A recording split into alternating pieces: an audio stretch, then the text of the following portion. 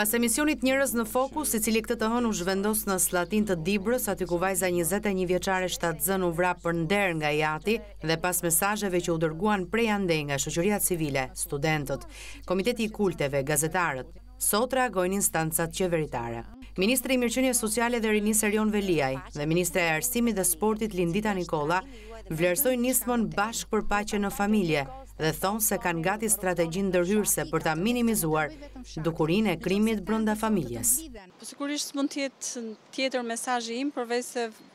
e vendosur që fenomene të tilla të mbarojnë një herë përgjithmonë në Shqipëri, por që në bashkë çdo studenti, çdo pedagogu, por çdo shqiptari, nëne, babai, vajze, djali apo kujdo tjetër për të mundësuar një histori krejtësisht tjetër ku çdo vajzë dhe çdo grua është pjesë e rëndësishme e shoqërisë sonë, është pjesë e rëndësishme e ndihmës që gjithë ne bashkë duhet t'japim kur ato janë në vështirësi, por edhe një herësh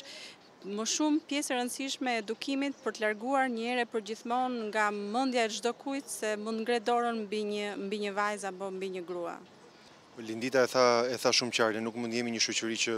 glorifikon dhunën. Dhe askush nuk mund ta trajtojë, edhe pse mund ta ketë fëmijën e vet, nuk mund ta trajtojë dikë tjetër si pronë me cilën mund të bëjë çfarë do.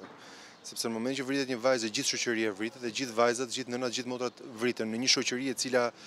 e toleron këtë si të jetë një gjë normale. Kjo nuk është gjë normale sepse dënohet me ligj, kjo nuk është një gjë normale sepse dënohet nga kodet tona si shqiptar, që askush nuk vë dorë mbi fëmijën e vet. Dhe po mundohemi që kjo mos jetë më normale as financiarisht. Kjo është arsyeja pse ndihmën ekonomike ne po e kalojmë vetëm te gratë dhe vajzat për t'i fuqizuar ekonomikisht, për të kuptuar që vajzat dhe gratë, edhe ato që janë në nevojë për asistencë sociale, do jenë ato që do i mbajnë paratë e shtëpisë. Edhe unë gjykoj që një pjesë e misionit duhet fillojë edhe te kjo godinë, tek mënyra se si flasim, tek mënyra se si adresojmë publikun,